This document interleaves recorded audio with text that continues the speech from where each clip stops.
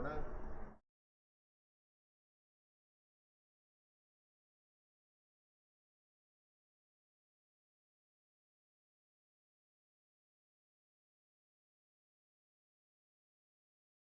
नमस्कार, स्वागत है आपका एक बार फिर से हमारे इस ऑनलाइन वीडियो लेक्चर के अंदर, जिसमें हम बात करेंगे यहाँ पर एमएससी फाइनल बॉटनी के अंदर पेपर नंबर 7 है ये, plant morphology, developmental anatomy and reproductive biology. इसके अंदर हम आज जो हमारा टॉपिक है वो है difference between animal and plant development. ठीक है, एनिमल और प्लांट डेवलपमेंट में क्या डिफरेंस होता है। इससे पहले हम जो है डेवलपमेंट को पढ़ चुके हैं कि डेवलपमेंट कैसे होता है प्लांट्स के अंदर, लेकिन अब हमें जो डिफरेंस है प्लांट के बीच में और एनिमल के बीच में उसको आइडेंटिफाई करना है कि वो क्या क्या उसके अंदर चेंजेज होते हैं, किस तरह के चेंज प्लांट के अंदर होते हैं और किस तरह के चेंजेस जो है वो एनिमल के अंदर होते हैं। तो इस बारे में हम आज यहाँ पर चर्चा करने वाले हैं। ठीक है जी, चलिए नाउ देखिएगा, जो डिफरेंस है प्लांट और एनिमल के डेवलपमेंट में। ठीक है, नोट्स यहाँ पर हैं, आप यहाँ से नोट डाउन कर लें, जो भी आपको लगता है इम्पोर्टेंट है वो आप यहाँ से नोट डाउन कर सकते हैं। ठीक है, चलिए देखिए, प्लांट और एनिमल जो होते हैं दोनों जो है, चाहे वो प्लांट हो चाहे वो क्या हो एनिमल हो, ठीक है ना, प्लांट हो या एनिमल हो, दोनों ही यूकैरियोटिक सेल है। दोनों ही जो चीज़ें हैं वो किससे बनी हुई है, सेल से बनी हुई है। ये भी सेल है और ये भी सेल से बना हुआ है। दोनों ही ऑर्गेनिज्म जो है पर्टिकुलर सेल से बने हुए हैं। ठीक है, इनके अंदर जो डिवीजन होता है वो भी सेम प्रकार का होता है। प्लांट के अंदर अगर हम डिवीजन की बात करेंगे या एनिमल के अंदर डिवीजन की बात करेंगे तो यहाँ पर जो डिवीजन होता है वो माइटोसिस होता है डेवलपमेंट के लिए। ठीक है ना, दोनों में सेम प्रकार का ही प्रोसेस होता है। न्यूक्लियस का जो है डेवलपमेंट डिवीजन होता है। ठीक है, और वही समान प्रकार से ही कोशिकाओं का निर्माण होता है। जैसे पादप की जो कोशिका होती है जब वो डिवाइड होती है तो एक सेल से 2 सेल बनाती है, उसी प्रकार से जो एनिमल सेल होती है वो भी जब डिवीजन करती है तो वो भी एक सेल से 2 सेल बनाती है, और दोनों कोशिकाएं जो होती है समान होती है, समान आकार आकृति प्रकार की सेम होती है। ठीक है, तो फिर भी अब ये सेल डिवीजन में भी सेम चीज़ें हैं, न्यूक्लियस भी सेम ही प्रकार का होता है, गुणसूत्र भी लगभग सेम प्रकार के ही होते हैं, लेकिन फिर भी इनका जब डेवलपमेंट होता है, विकास जो होता है, जब ये ग्रोथ करती है सेल्स और अलग अलग प्रकार के टिश्यू में कन्वर्ट होती है तो वहाँ पर चेंजेज आते हैं और उन चेंजेज को हमें पढ़ना है। ठीक है जी, तो सबसे पहले देखते हैं हम, देखिएगा जो प्लांट होते हैं, plants and animals both are made up of cell. दोनों किससे बने हुए हैं, सेल से बने हुए हैं। ठीक है, the division of cell and the nuclear setup is almost identical. इनका जो डिवीजन होता है वो दोनों का समान होता है। न्यूक्लियस की अगर बात करेंगे तो वो भी दोनों क्या है, समान है। ठीक है, still they differ a lot in their mode of development, लेकिन फिर भी इनका जो विकास होता है आगे जब ये टिश्यू का फॉर्मेशन करेंगे तो वहाँ पर जो है इनमें अंतर होता है। वैसे सेल में भी अंतर है, कोशिकाओं में भी अंतर है। जैसे प्लांट की सेल होती है उसके ऊपर सेल वॉल होती है, इसके ऊपर सेल वॉल नहीं होती है। ठीक है, ऐसे बहुत सारे अंतर है जो प्लांट में और एनिमल में दोनों में डिफरेंस पैदा करते हैं, प्लांट सेल में और एनिमल सेल में। तो उसी प्रकार से डेवलपमेंट भी क्या होता है, डिफरेंट होता है। जैसे कि हम जब प्लांट सेल को बनाते हैं तो आपने देखा होगा प्लांट सेल को हम जो है इस तरह से हेक्सागोनल स्ट्रक्चर में प्रिपेयर करते हैं। ठीक है, और जब हम एनिमल सेल को बनाते हैं तो फिर उसमें हम ऐसे गोलाकार संरचनाएं प्रिपेयर करते हैं। तो ये इसकी संरचनाओं में भी अंतर है। ठीक है, तो इनके डेवलपमेंट में भी क्या होगा, अंतर होगा। अब देखिए, जो ग्रोथ होती है, नंबर 1 बात कर रहे हैं हम, जो डिफरेंस है, 4-5 डिफरेंस है, इसमें ज़्यादा बड़ा लेक्चर नहीं है, छोटा सा है 20 मिनट का। तो जो डिफरेंस है किसके अंदर, एनिमल और प्लांट के डेवलपमेंट में, वो सबसे पहले आता है ग्रोथ। प्लांट की ग्रोथ किस तरह से होती है और एनिमल की ग्रोथ किस तरह से होती है। ठीक है, देखो प्लांट में जो ग्रोथ होती है वो होती है मेरिस्टेम के अंदर। ठीक है, और जबकि जो एनिमल होते हैं उसमें पूरी बॉडी में ग्रोथ होती है। जैसे कि हम एक छोटा सा एक उदाहरण लेते हैं कि हमारे पास में ये कोई एम्ब्रियो है मान लेते हैं। ठीक है, अब यहाँ पर जो एम्ब्रियो होता है हमारे पास में वो कहाँ होता है जी, सीड के अंदर होता है। ठीक है, यहाँ पर जो एम्ब्रियो होता है ये एनिमल का एम्ब्रियो मान लेते हैं हम, और ये प्लांट का एम्ब्रियो मान लेते हैं। प्लांट में एम्ब्रियो जो होता है वो इस तरह से होता है। ठीक है, यहाँ पर होता है प्ल्यूमूल होता है, ठीक है, और यहाँ पर क्या होता है, रेडिकल होता है। ये हो गया इसका रेडिकल, ठीक है। ये हो गया आपका प्लांट का एम्ब्रियो। अब यहाँ जो एम्ब्रियो है ये एनिमल का एम्ब्रियो मान के चल रहे हैं, ठीक है, एनिमल का एम्ब्रियो मान के चल रहे हैं इसको। अब देखो जब ग्रोथ होगी, इसका जो डेवलपमेंट होगा, तो ये जो प्लूमूल डेवलप होगी किसके अंदर, प्लूमूल क्या बनाएगी, यहाँ पर स्टेम बनाएगी, ठीक है, क्या बनाएगी, ये स्टेम बनाएगी। और जो रेडिकल है वो क्या बनाएगा, यहाँ पर रूट का फॉर्मेशन करेगा। ये तो क्या बनाएगा, स्टेम बनाएगा, और रेडिकल क्या बनाएगा, रूट बनाएगा। समझ में आ रही है बात। प्लूमूल तो क्या बना रहा है, स्टेम बनाएगा, रेडिकल क्या बनाएगा, रूट बनाएगा। तो यहाँ पर इस प्लूमूल में जो मेरी स्टेम होगा, देखो मेरी स्टेम जो यहाँ पर होगा, वो मेरी स्टेम, यहाँ की जो कोशिकाएं होंगी, मेरी स्टेम की कोशिकाएं, वो केवल स्टेम का ही निर्माण करेगी, रूट का निर्माण नहीं करेंगी। इसी प्रकार से यहाँ जो रेडिकल के पास में जो मेरी स्टेम होगा, वो केवल रूट का ही निर्माण करेगा, दूसरी कोशिकाओं का निर्माण नहीं करेगा। समझ में आ रहा है बात। तो यहाँ अगर हम देखें तो यहाँ एक पर्टिकुलर स्थान पर, एक पर्टिकुलर जगह पर, जैसे यहाँ से नीचे वाला भाग जो है वो रेडिकल के लिए रिस्पॉन्सिबल है, तो ये एक पर्टिकुलर क्या हो गया, स्थान हो गया, एक रीजन हो गया, एक क्षेत्र हो गया। क्या हो गया, एक रीजन हो गया, एक क्षेत्र हो गया, ठीक है ना। एक रीजन बन गया है कि इस रीजन की जो सेल होंगी वो रेडिकल प्रिपेयर करेंगे, और इस रीजन की जो सेल होंगी वो क्या करेंगे, स्टेम का फॉर्मेशन करेगी, शूट का फॉर्मेशन करेंगी, ठीक है। लेकिन जब एनिमल एम्ब्रियो की बात करते हैं तो यहाँ पर जो एनिमल एम्ब्रियो है, इस एनिमल एम्ब्रियो में स्टार्टिंग का डेवलपमेंट होता है। देखो यहाँ का स्टार्टिंग का डेवलपमेंट और यहाँ की स्टार्टिंग डेवलपमेंट की बात कर रहे हैं हम, ठीक है। आगे चलकर जब ये एम्ब्रियो डेवलप होगा, ब्लास्टुला गेस्टुला स्टेज आएगी, तब तक ये क्या करेगा, यहीं पर ही डेवलपमेंट करता रहेगा, यहीं पर ही ये कोशिकाएं इस तरह से डिवाइड होगी। फिर इसके बाद में इनमें कार्य का विभाजन होगा, और कार्य का विभाजन होने के बाद में फिर ये कोशिकाएं जो है अपने आप को अलग अलग ऑर्गन में कन्वर्ट कर पाएंगी, इस तरीके से, ठीक है। एक बात तो यहाँ पर हम समझ लिए। इस तरह से इसमें जो डेवलपमेंट होता है वो कैसा होता है, डिस्ट्रीब्यूटेड होता है। ऑल ओवर बॉडी में क्या होता है, डिस्ट्रीब्यूटेड होता है। समझ में आया। मतलब यहाँ पर तो लोकलाइज्ड है, एक पर्टिकुलर स्थान पर ही डेवलपमेंट होता है, यहाँ पर क्या है, डिस्ट्रीब्यूटेड है पूरी ऑल ओवर बॉडी में। अब दूसरी चीज, अब आगे चलिए एक और उदाहरण लेते हैं हम इसी प्रकार से, कि यहाँ पर एक प्लांट जो है वो खड़ा हुआ है भाई, यहाँ पर है ये पादप, और इस प्लांट में यहाँ पर लगा दी है आपने ये लीफ भी लगा दी है, मान लेते हैं जी, यहाँ पर आपने ये लीफ का फॉर्मेशन कर दिया है, लीफ लगा दी है, ठीक है। यहाँ पर ये आपने क्या कर दिया, लीफ लगा दी। चलिए लीफ लगा देते हैं, ये लीफ लगा दी हमने। अब यहाँ पर ये आपके सामने कोई जो है व्यक्ति है, खड़ा हुआ है, ये सेम वही, ये एनिमल मान लेते हैं इसको हम, और इसको मान लेते हैं प्लांट। ये क्या हो गया, प्लांट हो गया, ये हो गया आपका एनिमल, ठीक है। अब देखिए इसके अंदर ग्रोथ और इसके अंदर ग्रोथ, जब ये ग्रोथ करेगा तो क्या ये यहाँ से ग्रोथ करेगा, या यहाँ से ग्रोथ करेगा, या फिर ये यहाँ से ग्रोथ करेगा, नहीं करेगा। ये ग्रोथ करेगा कहाँ से, इसके शीर्ष भाग से। कहाँ से ग्रोथ करेगा, शीर्ष भाग से करेगा भाई।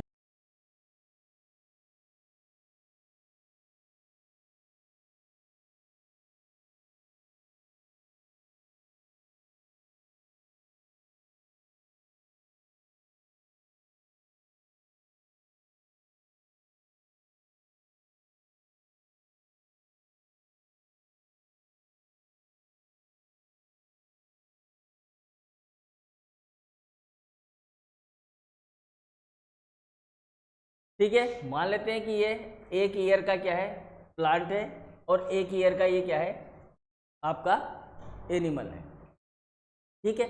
चलिए अब यहाँ देखिएगा कि ये जो एक ईयर का जो प्लांट है, यहाँ पर 1 ईयर का जो प्लांट है, ये जब ग्रोथ करेगा, ये जो डेवलपमेंट करेगा यहाँ पर, ये जो विकास कर रहा है यहाँ पर, इस विकास में जो डेवलपमेंट होगा वो नीचे नहीं होगा, नीचे की जो सेल होंगी वो डेवलपमेंट नहीं करेंगी। यहाँ पर जो आगे डेवलपमेंट होगा, ये तो डेवलप हो चुकी है, यहाँ तो पूरा सिस्टम जो है डेवलप हो चुका है। अब इसको आगे बढ़ना, आगे ग्रोथ करनी है, अपने आकार में वृद्धि करनी है, तो फिर इसका जो शीर्ष भाग होगा इस स्टेम का, वो स्टेम का शीर्ष भाग जो होगा, यानी कि जो यहाँ पर सेम होगा शूट एपिकल मेरिस्टेम, वो इसमें ग्रोथ करवाएगा। तो ये ग्रोथ कैसी कहलाएगी, लोकलाइज्ड ग्रोथ कहलाएगी।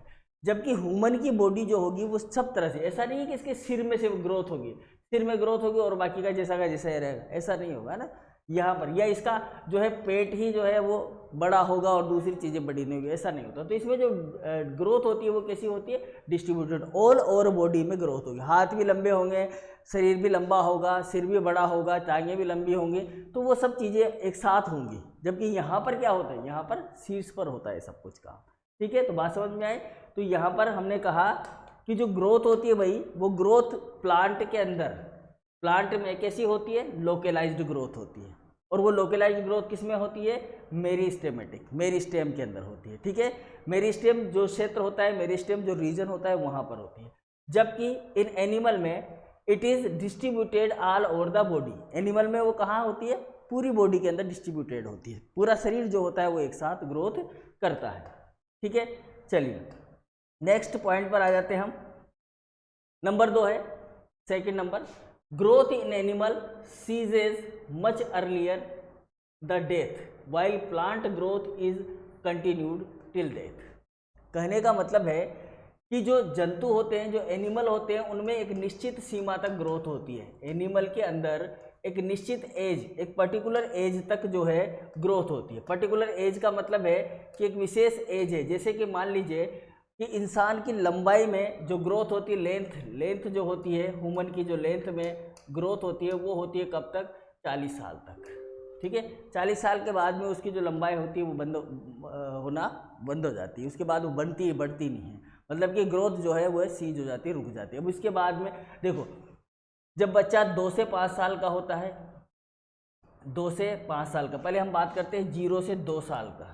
0 से 2 साल का बच्चे में हाई ग्रोथ रेट होती है, हाई ग्रोथ रेट होती है। ठीक है ना, उसके बाद में जब 2 से 5 साल का होता है तो ये ग्रोथ थोड़ी सी डिक्रीज हो जाती है।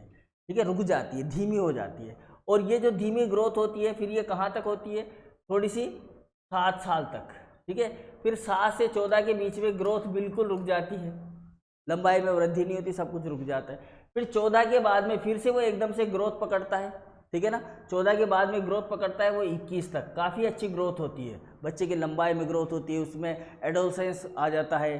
ठीक है ना, मतलब नए गुणों का विकास हो जाता है, हार्मोन बनने शुरू हो जाते हैं, जननिक हार्मोन बनने हो जाते हैं, शकल सूरत में परिवर्तन आ जाता है। तो वो सारी चीज़ें 14 से 21 के बीच में होना शुरू हो जाती है। ठीक है, फिर यहाँ पर फिर से ग्रोथ 21 के बाद में लेकर 40 तक ग्रोथ जो है वो बहुत ही स्लो हो जाती है, और 40 तक वो ग्रोथ क्या हो जाती है, ड्रॉप हो जाती है। तो इस तरह से एनिमल में जो ग्रोथ होती है वो एकदम फिक्स होती है, हर एज के अंदर फिक्स तरह की ग्रोथ चलती है। जबकि प्लांट को आपने एक बार उगा दिया तो जब तक वो मरेगा नहीं तब तक उसके अंदर ग्रोथ होती ही रहेगी, वो बढ़ता ही रहेगा बिना रुके, चाहे भले वो ऊपर से बढ़े, चाहे भले वो साइड से बढ़े, कहीं से भी बढ़े, लेकिन उसमें ग्रोथ रुकने का कोई चांस नहीं रहेगा। बात समझ में आई ना। तो एनिमल जो होता है उनके अंदर तो ग्रोथ जो होती है वो मरने से पहले, अब जैसे मरेगा कब, ये इसकी मृत्यु काल जो है वो 60 से 80 के वर्ष के बीच का होगा। नेचुरल डेथ जो है वो 60 से 80 मानी जाती है।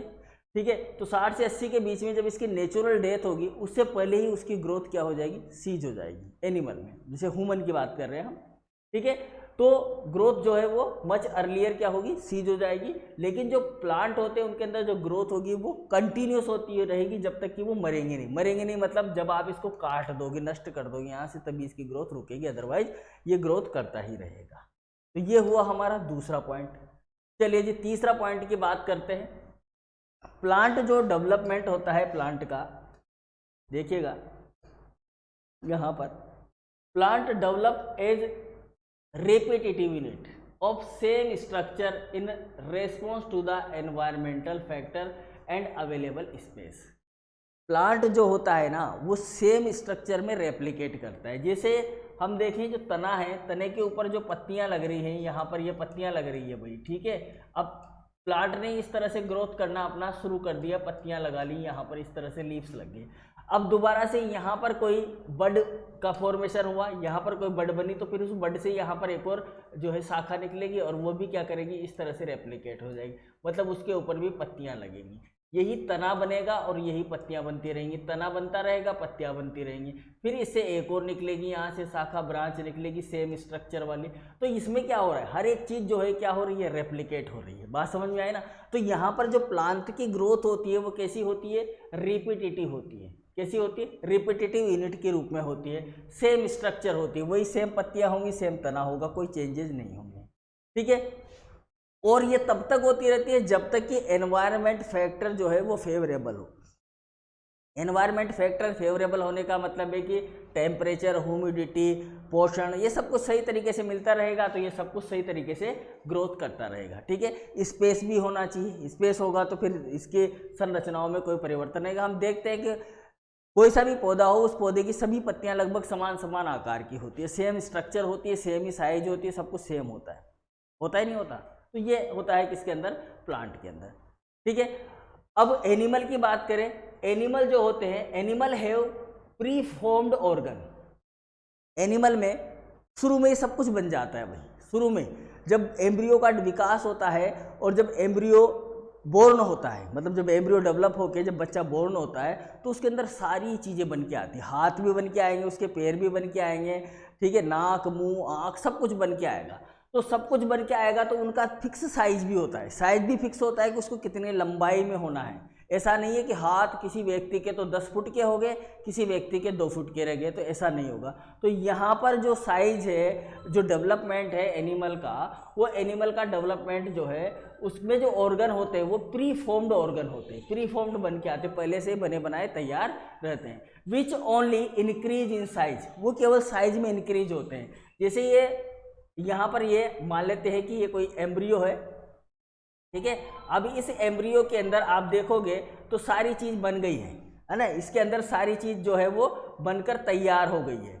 अब यहाँ पर सब कुछ बन गया, हाथ बन गए, इसके पैर भी बन गए, सब कुछ बन गए। अब बनने के बाद में ऐसा तो है ही नहीं, जैसे यहाँ पर एक पत्ती बनी, यहाँ पर एक शाखा बनी, उस शाखा से दूसरी शाखा बनी, तो ऐसा तो होगा ही नहीं भाई इसके एक और हाथ बन जाएगा, इसके 2 पैर और बन जाएंगे यहाँ पर, ऐसा नहीं होगा। तो यहाँ तो ये प्री फॉर्म्ड ऑर्गन होते हैं, केवल उनका डेवलपमेंट होता है, जबकि यहाँ पर ये यूनिट क्या होती है, रिपीट होती रहती है, ठीक है जी। चलिए अब नंबर 4 लास्ट एंड फाइनल जो है डेवलपमेंट में, वो है अपना कि जो डेवलपमेंट होता है एनिमल का जो डेवलपमेंट होता है वो मोर डिपेंडेंट होता है किसके ऊपर, इंटरनल हार्मोन्स और एक्सटर्नल एनवायरनमेंट के, ठीक है, इंटरनल हार्मोन्स के। External environment does not affect it's significantly. देखो कैसे, कहने का मतलब है कि ये कोई बच्चा है और ये जो है क्या कर लिया, इसने डेवलपमेंट कर लिया, ये बाहर अपने एनवायरनमेंट में अपना सरवाइव कर रहा है, ठीक है। एनिमल की बात कर रहे हैं अभी हम, ठीक है। ये कोई बालक है और ये बालक जो है एनवायरनमेंट में क्या है, डेवलप कर रहा है अपने आप को, ठीक है।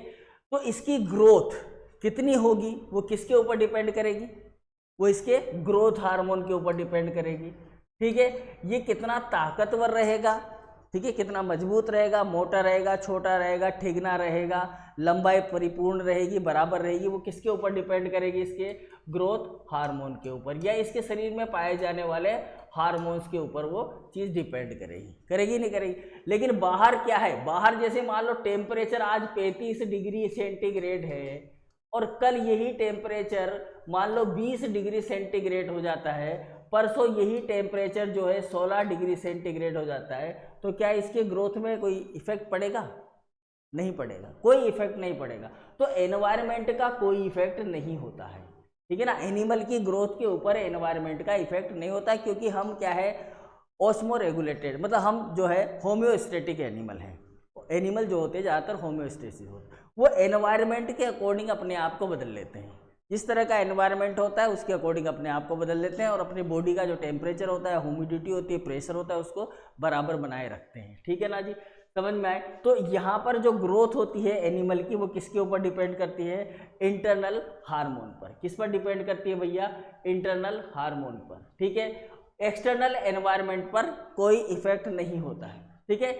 इन प्लांट, अगर हम प्लांट की बात करें, plant the distribution of these hormones in the plant body itself is affected by external environment. जबकि प्लांट के अंदर, अब देखो ये प्लांट्स है, ठीक है, प्लांट के अंदर जो हार्मोन का डिस्ट्रीब्यूशन होता है वो डिपेंड किस पे करता है, वो करता है एनवायरनमेंट पे। यानी कि एनवायरनमेंट जो होगा वो यहाँ पर इसको इफेक्ट करेगा। कैसे, अब जैसे मान लो यहाँ पर है साइटोकाइनिन हार्मोन। साइटोकाइनिन हार्मोन जो है वो हम जानते हैं कि डेवलपमेंट के लिए रेस्पॉन्सिबल होता है, ठीक है। ऑक्सिन हार्मोन है वो रूट के लिए, डेवलपमेंट के लिए रेस्पॉन्सिबल होता है, रूट के लिए साइटोकाइनिन। अब जैसे मान लीजिए फल पकाना है, फल के पकने का टाइम आ गया, ठीक है। जिब्रेलिन हार्मोन है आपका, जिब्रेलिन हार्मोन या जिब्रेलिक एसिड। तो अगर फल पकने का टाइम आ गया, मान लीजिए ये प्लांट है और इस प्लांट के ऊपर जो है यहाँ पर ये कोई फल लगता है, इस तरह से कोई फल लग रहा है, ठीक है। अब यहाँ पर जो है ये फल पकता है कितने टेम्परेचर पर, ये टेम्परेचर पर पकता है मान लेते हैं 40 degree centigrade, sorry 20 degree centigrade मान लेते हैं भैया, ठीक है। कितना मान लेते हैं जी, 20 डिग्री सेंटीग्रेड टेम्परेचर हम इसका मान लेते हैं, ठीक है। ये यहाँ पर वो सब कुछ शायद इधर से है ना, इधर से ये एक बार इसको ऐसे कर मान लेते हैं कि 20 डिग्री सेंटीग्रेड पर यह फल जो है यहाँ पर पकता है। कितने डिग्री पर पक रहा है, 20 डिग्री सेंटीग्रेड। अब मान लो टेम्परेचर हो गया गलती से एनवायरनमेंट का कितना डिग्री सेंटीग्रेड, 15 डिग्री सेंटीग्रेड मान लेते हैं, ठीक है। मान लेते हैं हम कि ये 15 डिग्री सेंटीग्रेड जो है टेम्परेचर हो गया इसका एनवायरनमेंट का, ठीक है। 15 डिग्री सेंटीग्रेड टेम्परेचर हो, लेकिन फल पकना है 20 डिग्री सेंटीग्रेड पर, टेम्परेचर हो गया लो। टेम्परेचर लो होने की वजह से क्या होगा, टेम्परेचर लो होने की वजह से फल पकने में समस्या आ जाएगी। क्यों आ जाएगी, क्योंकि जो हार्मोन का स्राव है वो नहीं हो पाएगा प्रॉपरली हार्मोन का स्राव नहीं हो पाएगा, इसलिए फल पकने में क्या होगी, देरी होगी। तो हम ये कह सकते हैं कि इसका जो इफेक्ट है, किसका, हार्मोन का जो इफेक्ट है या हार्मोन जो काम करता है वो किसके ऊपर डिपेंड करता है, वो डिपेंड करता है एक्सटर्नल एनवायरनमेंट के ऊपर, ठीक है। तो ये था हमारा आज का टॉपिक। नेक्स्ट क्लास में हम बात करेंगे नेक्स्ट टॉपिक की जो होगा इसी से रिलेटेड। तब तक के लिए good bye, thank you very much.